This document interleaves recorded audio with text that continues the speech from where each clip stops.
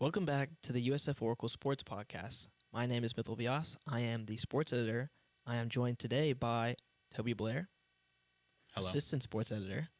We are also joined again today by the man behind the camera, Mr. Zahir Nelson. Hello, I'm back again. There we go. Got everyone introduced again to you, dear loyal viewer that watch us every week, possibly. Today we're going to be talking a little bit about football. We're not going to be talking about AP poll today, a little bit of a surprise there, but we will be talking the introduction of men's and women's basketball, as well as men's and women's soccer. Toby, why don't you get us started with the Roadrunners this Thursday? So what was supposed to be a kind of like, whatever matchup has become very interesting because UTSA absolutely smacked Tulane in the really cool Alamo Dome, which I really like. But this game has become kind of interesting. I think USF is still heavily the favorite, but it went from a game where you can kind of be, a little bit like, whatever, we're going to win. And now you're like, well, whatever. Clearly they can upset teams. So the American is an absolute chaos machine. Indeed it is.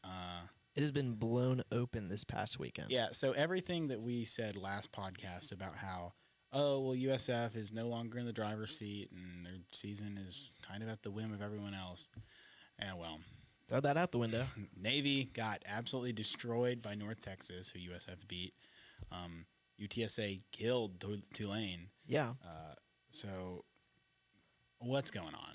What is even happening? Yeah, the American is kind of this chaos machine like you were talking about earlier. That's, you don't know which team could end up going to the championship or even the college football playoffs. Because, at this point, you have to realize one of those teams is going to the playoffs. Yeah, and sorry to burst your bubble, James Madison. Kurt Cignetti's been gone for a few years now. You're not going to the playoffs. And if you are,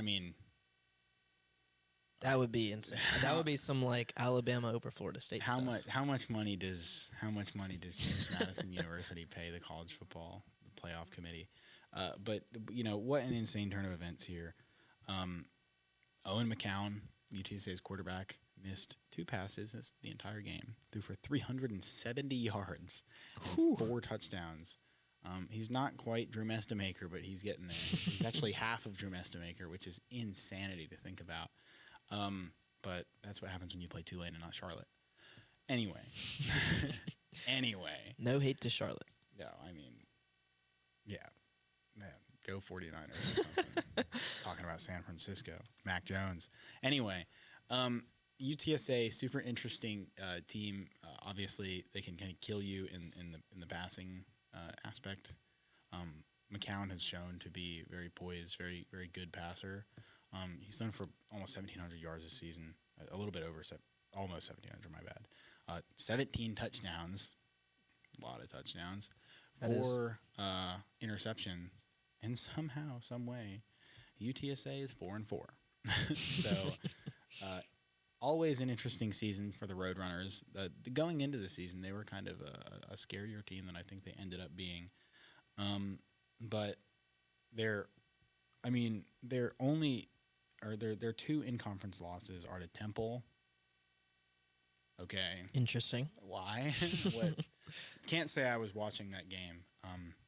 Would love to get the Cliff Notes. And then to North Texas, where they got absolutely killed, 55-17. North Texas is pretty good. Obviously, USF beat them. But North Texas is an offensive juggernaut. They have a chance to make the conference championship and then no championship. Just a championship. I'm still on my bad. I'm still on the men's and women's soccer grind over here. It's football. There's one game. They play my bad. A singular game, but it'll be interesting to see.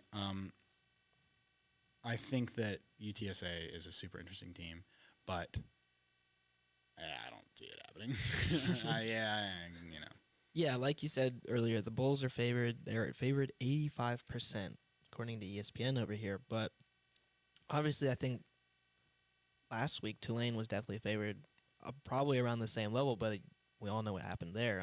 Owen McCown, you talked about him a little bit earlier about in the past game But outside of the pass game, they have senior running back Robert Henry Jr., who ranks third nationally in rushing yards and also leads the American in yards per carry. He has 8 currently. I mean, he's kind of just like this explosive person that you kind of see out of maybe a Jahmyr Gibbs or You can't name one explosive running back. just trying to think of someone you might say that would be running backs like Jahmyr Gibbs and Saquon Barkley. he's just naming good running backs. No, I mean he's explosive. He's very good. I mean he already has 1,000 yards from scrimmage, 11 total touchdowns. I mean, Alex Golesh talked about him on Monday, which I was not there for, unfortunately, in class. Mondays are a bad time. Indeed, but Like Garfield. Golesh talked about him, and he said he is one of the best in the country, and that run game is really efficient, which sets up the RPO game, which then sets up the vertical pass game, which is something that the Bulls will have to deal with this Thursday when the Roadrunners come into town. But they're not the only ones coming into town. Sports Center Sports on ESPN. Can we get Lachlan Hewlett back on top 10? Remember that? I do. Remember that? Week 1. Week 1. Oh, bliss. How beautiful the world was week 1. Yeah, but Sports Center is coming to USF this Thursday. They're going to be at the MSC at 2 p.m. until 5, and then they will go until 3. Until 3. They will go to show up at 1 p.m. It starts at 2. They go to 3. Then they're going to go to Raymond James. So hopefully, I think the expectation is that the fans will follow them, go to their tailgates, and then they'll have a feature from Raymond James. They actually visited UTSA last week. Sports Center They on did campus. Went to UTSA for an eventful American matchup. Seems like it's always the American. They visited ECU this year and Tulane, UTSA, and now USF. I guess that's what happens when you're in a group of 5 conference that plays every game on Thursday. no game day. No game day. But it's the Thursday game. The university did encourage students to bring signs and props that would kind of give that symbol of a game day vibe over here at USF. Yeah, and I guess that this would have already happened by the time that this episode will be out, so you already know this information. Possibly. This comes out on Friday, and so this will, you know what, and actually... Unless we get it out earlier. That's not how scheduling works, but the last we'll probably do it anyway, because what's the point in a preview after the game's over? We didn't think about that until right now. This will come out on Thursday. Just decided right here. There we go. For you, dear loyal viewer. I bet you that the ESPN thing will have already happened though. Yeah. Yeah. Anyway, anyhow, really interesting game. It's just another. The thing about USF now is, you just can't mess up. You just can't lose a game. UTSA. I mean, really, you have a barn burner of a schedule. You have UTSA, Navy, and then UAB and Rice. There's one. Hey, I'm an unbiased journalist here. So this can't come back to bite me because I'm unbiased. There's one football game there and 3 scrimmages. So, you know. I mean, it depends how. I don't know, though, because last year, Rice... It depends. It depends what the teams What a game to look like. watch. What a game to watch in Rice's stadium where they had maybe 30 people. Yeah. Thanksgiving. Times were beautiful. But, I mean, for South Florida, it'll be a little bit of a, I don't want to say challenge per se. There's definitely that uphill battle. They do have to win out if they want to go to the conference championship. There we go. So now they're kind of back in that driver's seat of, okay, win out. You're in the conference championship. You win there December 5th, right? I think so. December 5th. You are most likely going to be in the college football playoffs, which right now I think it's projected Memphis. And Memphis plays this Friday against Tulane. For you South Florida fans, that is an important game. Yes. Very important game. That is an important game. I wonder. I haven't actually looked into it. I wonder who, if you're a USF fan, who do you want to win? I guess Tulane, because then they'd both have. I think it's Tulane this week, and then you want Navy to beat Memphis for USF, and then you have to beat Navy. Yeah, It's like a really odd thing. There's I think 5 or 6 teams that have one loss in conference. yeah. I mean, so here's the thing. I am an English major, so these percentages mean nothing to me. I don't deal with that. I know as a South Florida fan. How about this? You want to beat UTSA, Navy, UAB, and Rice. And that's all that matters at the end of the day. That is all that matters. All you can control. And as a fan, hey, sorry to burst your bubble. You really can't control anything. You're not on the field. But you wanna. Those are the games that you got to win. And you hope the rest of the conference cannibalizes itself, which it is seeming to do. So, but still not enough for James Madison to make the playoff. So don't get your hopes up. Definitely not. But speaking of games won, men's and women's basketball last night, Monday night, both won their season openers with new head coaches. Obviously, Michelle Woods-Baxter taking over after Jose Fernandez left the program just 11 days ago, and Brian Hodgson taking over in March after Ben Fletcher. Yeah, About. but I mean, Tobey, we were there for both of those games, most of those games. We were there. Don't let the score deceive you. I think that both coaches were probably not the happiest that they've ever been. They were both very interesting games. Is that all I say? All I say is that everything is so interesting to me. But they were both interesting. But it was not, it was not like last year men's basketball started their season with UF. No.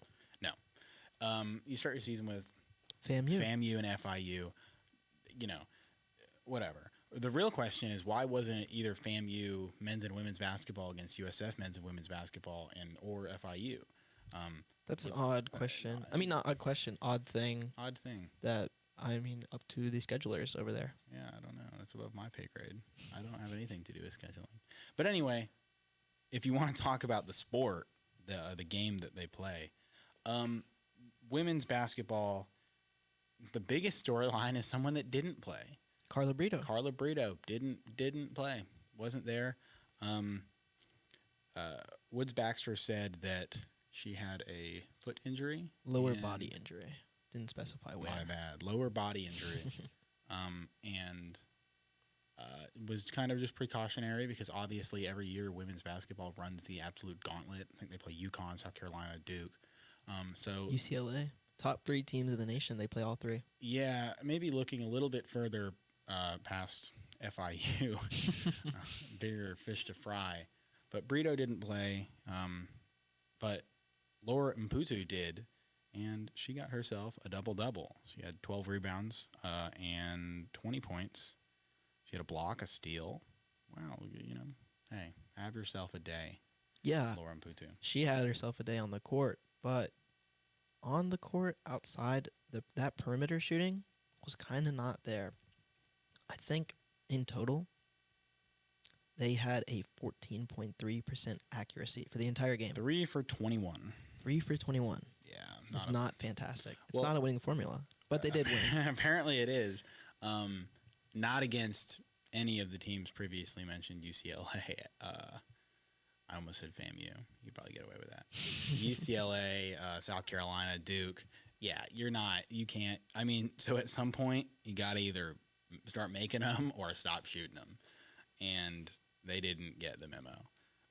But what are you going to do about it? Gotta get better in that regard. Yeah, and maybe it falls down to they've lost their premier shooting ability from Sammy Puisis, who obviously everyone knows from last year was kind of this deep threat. She was always, just chucking it up, and it was always coming down. But yeah, 3 for 21 is not great. I'll not finish great. That sentence for you. 3 for 21 is not a great stat line. And how funny, men's basketball wasn't much better. I don't know what they ended with. I know that started that game 1 for 1 for 10. 10. Again, they finished the game 10 for 28. At some point, you got to just stop throwing them up.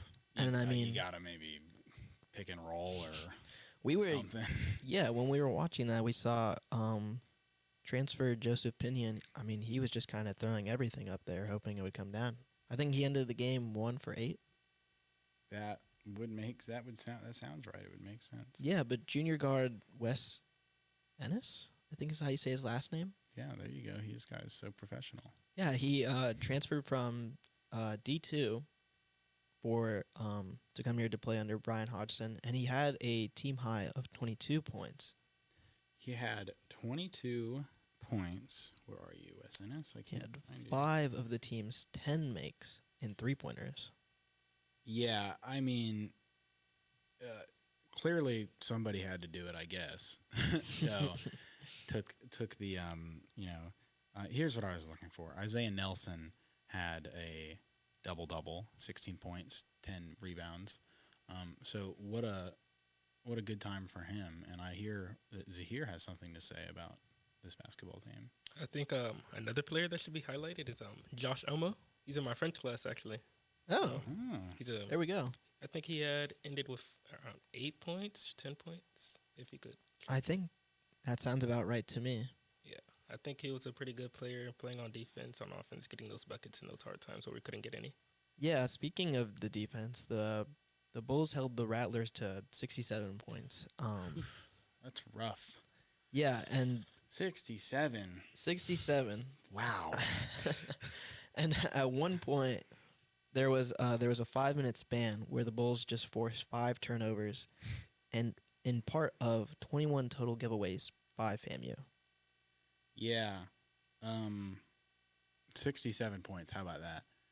How about that? How about that? At some point. So funny. It's just, there's something so funny about it. No, but at some point in that game last night, or the men's game, the Bulls were up 67 to the Rattlers 41.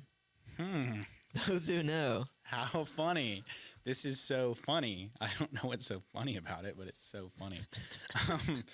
I think I mean, really, you want to talk about, you can talk about how bad they were at the 3-point shooting, but how about their free throw shooting? 34 for 40, 85% from the free throw line. Shooting 40 free throws is that, That's watching some SGA out there. maybe. But, I mean, to make 85% of them as a team, wow. They're out-rebounded 17 offensive rebounds. It was I'm not going to. It was kind of Angel Reese core. They were just shooting and then missing and then grabbing their own board and doing it over and over again. It was. So maybe a little stat padding there. But not intentionally. I think they just weren't making the shots. And that probably boils down to those turnovers as well. I mean, maybe FAMU was losing it a little bit, but Brian Hodgson, he was very, very animated going into halftime. You could see he was yelling on the court. He wasn't running up and down, but he was pacing in his area. He was yelling at players. He was making sure everything was sound when it wasn't offensively. And, I mean, after the game, he said that game is not a game where our opponent should have scored more than 50 points. That kind of boils down to, is this what South Florida fans want to see out of Brian Hodgson? And he started the press conference with, most of the media does not know me, but I'm going to come out here and flat out say this was not a game that goes to our standards. Yeah, I mean, seems to be a trend nowadays with South Florida coaches being so super intense. Probably good for the sport. Probably good for the teams. But I think that's I think that when you are in and so we see this with Alex Golish, and now we're seeing with Hodgson. I think when you're instilling a culture, you kind of have to be like that. I think it's good overall for the team to kind of get that authoritative measure from a coach. So it was an odd game. That game actually started out, I think USF was down by as much as 6, which of course doesn't sound like a lot, but playing FAMU, you don't really ever want to be down. Sorry, FAMU. Like it's fine. It's but it was kind of odd. But I think that very quickly, they kind of figured out what was happening. Hodgins said earlier before they had played, we don't know if the defense is just really good or if the offense is just subpar. The offense is just not playing up to standards. Despite scoring 102, that first half, I would say, is probably the offense not being up to standards, and that'll hurt them when you're playing teams like Memphis, that like down the road, which is a long, long time from now. Yeah, both games are in February, I think. Yeah. But if you don't, they play Alabama, not gonna fly. No, definitely not gonna fly. You can't shoot 35% from beyond the arc and beat a Crimson Tide. It's probably not gonna happen. But a lot of room for improvement. Successful first game, you win 102 to the dreaded 67 points from the Rattlers. How scary. Very. Bringing back that transition from last week. Scary, very Halloween. Halloween. It's not Halloween anymore. Happy Thanksgiving. Soon. Very soon. In 20 days. 24 days.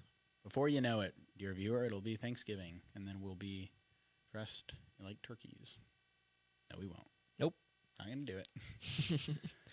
Speaking of turkeys. Speaking of turkeys. That run across the field just like soccer players. Tell me a little bit about men's and women's soccer. Great transition. Not where I was going to go with that, but I do like it. I like that we've got someone else going on transitions here. But women's soccer, Monday morning, they did beat Charlotte, who is ranked number 2, or is seeded number 2 in the American Conference, and they beat them badly, 3-0.